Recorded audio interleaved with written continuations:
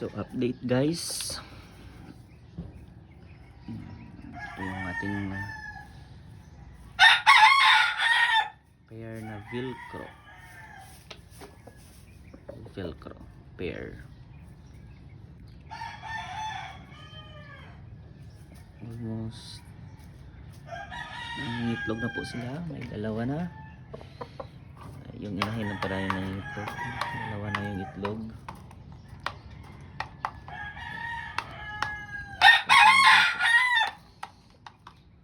So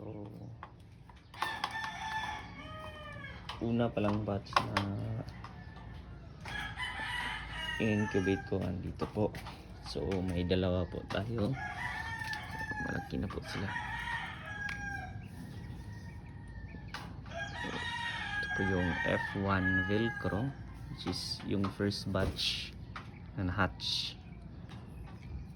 Dalawa lang po dito po. Sa halagang 800 plus, no, nakabili tayo nito.